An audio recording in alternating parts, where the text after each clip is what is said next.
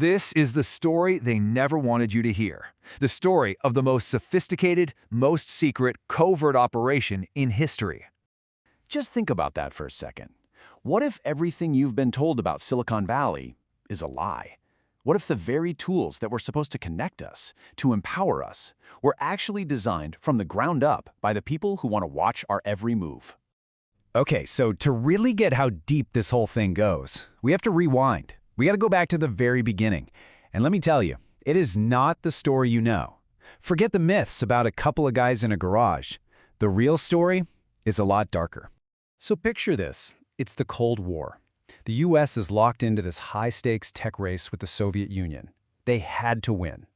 So what did they do? They poured an insane amount of military money into this one little area south of San Francisco.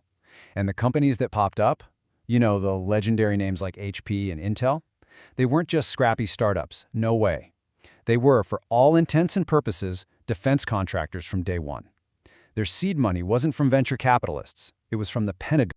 And you see, it was a win-win-win. The military got its incredible new weapons, the tech companies got a fire hose of cash to build things faster than anyone could imagine, but the real winner, the CIA, because they got something far more valuable. They got a blueprint, a repeatable model for how to use private companies to build their intelligence empire. All right, now let's jump forward a few decades. The internet is exploding. Silicon Valley is moving at light speed. And suddenly, the CIA is getting left in the dust. They couldn't keep up. So they made a decision that would change the world forever. Their new motto, if you can't beat them, buy. And this is how they did it. In-Q-Tel. It looks and feels just like any other tech investment firm in Silicon Valley. And that's the whole point. It's a disguise.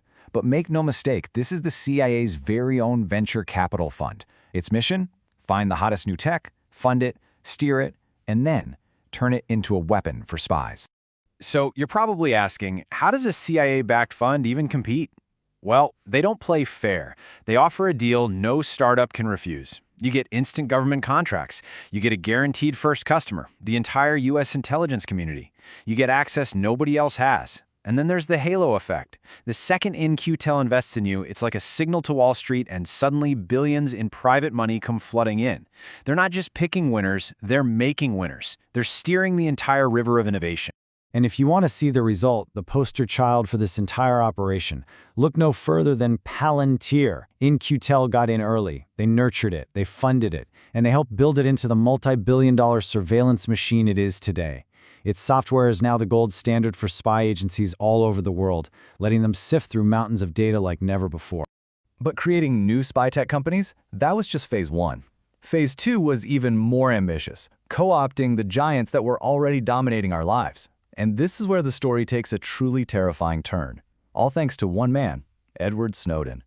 Snowden pulled back the curtain on something called PRISM. And I want to be crystal clear about what this is. This is, without exaggeration, the single largest mass surveillance program in the history of the world. We're talking about your emails, your private messages, your photos, your video calls, all of it siphoned directly from the servers of the companies you trust every single day. Just how important is this program? 91%. Let that sink in. According to the NSA's own secret documents, 91% of all the intelligence they get from the internet comes from PRISM. This is the key.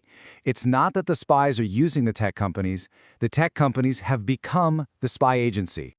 And who signed up for this? Well, it's a who's who of big tech. Microsoft kicked it off in 2007. Then Google and Facebook jumped in. Then YouTube. Then Apple. And listen, this is crucial. They weren't hacked. This wasn't some backdoor breach. They formally joined. They became partners, even letting the government install its spy hardware right inside their own data centers.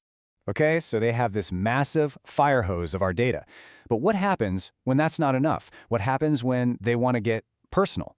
When they want to get inside your phone, your laptop, your life? Well, that leads us to the next jaw-dropping leak, this one courtesy of WikiLeaks. It's called Vault 7. And if you think of PRISM as a giant net scooping up data from the ocean, Vault 7 is the harpoon. It's the CIA's personal treasure trove of cyber weapons. We're talking about a secret library of malware, exploits, and viruses designed for one purpose: to break into anything and everything connected to the internet. And this is where their strategy gets really, really clever and terrifying. You know those encrypted apps we all use, the ones that promise our messages are safe? Well, the encryption probably is safe. The thing is, the CIA doesn't care. They don't even try to break it. Why bother picking the lock on the front door when you can just take over the entire house? They bypass the app and infect the phone itself. And what are they targeting? Your stuff. The things in your pocket, in your living room. They can turn on your phone's camera and microphone without you ever knowing. They figured out how to make your smart TV a listening device. Even when you think it's off, they can hijack your home router and watch everything you do online. Nothing is safe. So you've got all this data pouring in from PRISM and all these new ways to get more data from Vault 7. It creates a brand new problem. There's just too much. No army of human analysts could ever hope to sort through it all. So how do they do it? The scary part is, they don't. 137. That's the number of active AI projects the CIA was running just a few years ago. And guess who they were building them with? The very same companies in Silicon Valley. This isn't just shopping for tech anymore. This is a deep partnership to build the next generation of automated spying. And this is how it all fits together. This is the three-step machine they built. Step 1. PRISM sucks up the data. Step 2. Vault 7 hacks our devices to get even more specific data. And then, Step 3, the terrifying final piece. An AI brain analyzes it all. It finds patterns we can't see. It predicts what we're going to do next. It's a fully automated surveillance. So, that brings us to right now, to you and me. Because this isn't some story about the past. This isn't a conspiracy theory. This is the hidden architecture of the world we're living in today.